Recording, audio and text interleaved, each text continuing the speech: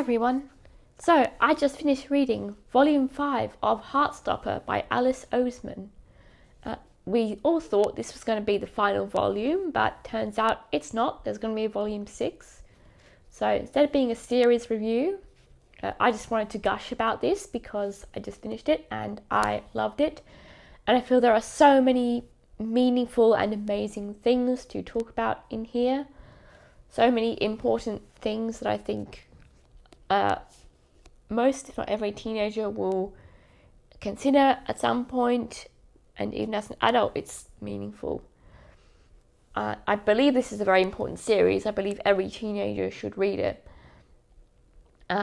If you don't know what this is about, it's an LGBT plus graphic novel. I'll show you sort of the art style. I believe this was originally published on Tumblr before getting a physical release, and it's primarily focused on Nick and Charlie, who are two boys who meet at high school and they eventually fall in love, and it chronicles the journey of self-discovery and the self-discovery of their friends and development of their relationship and their friends' relationships, as well as various mental health issues, and just what a teenage relationship is like. But it's also very feel good. It's comfy, it's cozy. You know, there is drama and it does tackle some hard issues, but you know, it's not doom and gloom. If you want action or suspense, that's not what this is about. This is just a fluffy, feel good, cozy, comfy, warm and fuzzy story. So if you haven't read it, go away now and do that. Read the whole series, then come back here, because this is specifically on Volume 5, and it's like sort of a review, but more just me gushing about the book and this particular volume. So where do we start? So I guess part of the main conflict or plot point in this book is that Nick has finished high school or is about to, and he's considering applying to university, and that could potentially cause him to be apart from Charlie. So at one point in the book, he goes on a trip with some of their friends to visit various unis in the area. And also, Nick doesn't even really know what he wants to do. He knows he wants to go to uni, but he doesn't know what he wants to study or really why, other than that he wants the experience. And I think that's kind of a meaningful thing to explore, because I think a lot of young people feel that way. And especially with the additional factor of wanting to be close to Charlie. And yeah, eventually, so there are spoilers if I hadn't made that clear. Eventually he ends up finding a uni that he really likes, but it's like 4 hours away from where Charlie is. And so they end up discussing that, but he's scared about what Charlie will think. Will Charlie be okay with being long distance?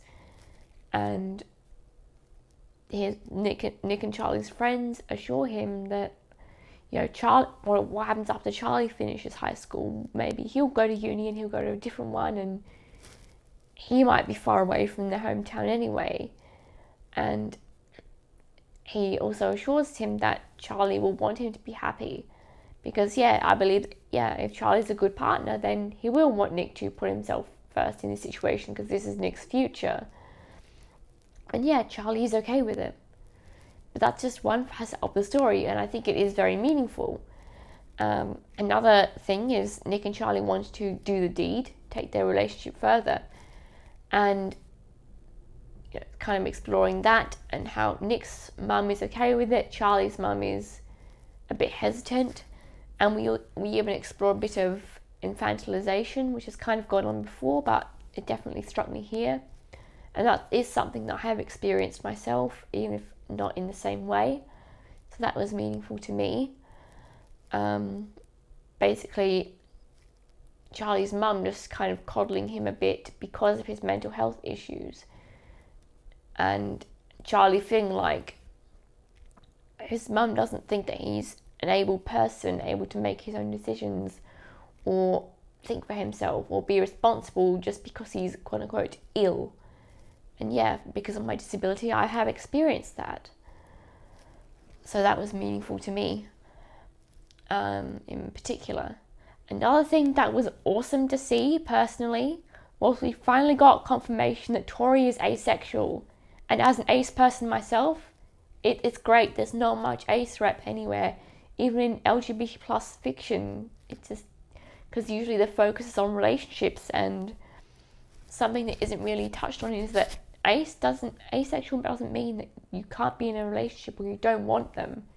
It just means you don't want to have sex with people, or don't feel sexually attracted to people, I should say. Because some ace people do, and that is fine, that is valid. But you don't feel that kind of attraction to people, but that doesn't mean that you can't have a relationship or be romantically attracted to people.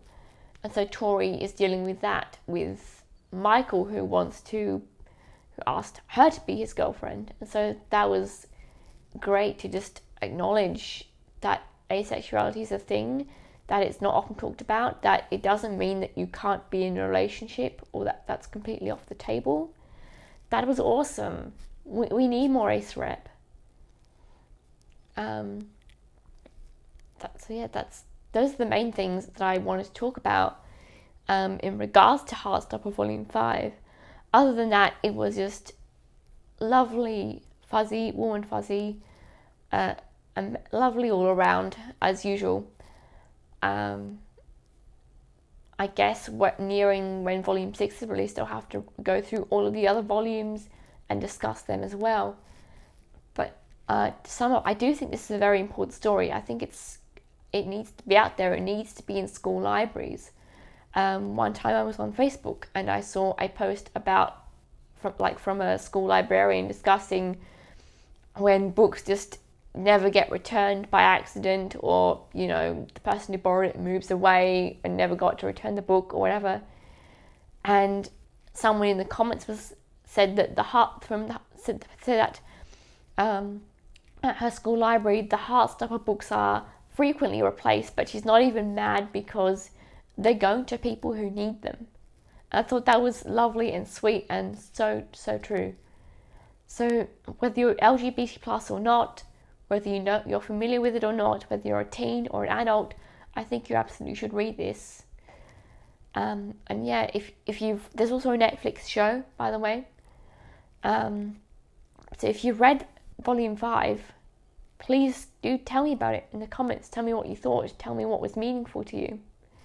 And with that, this is the Limitless Librarian signing off. Do lots of maths, read lots of books, and I promise you'll have a good day.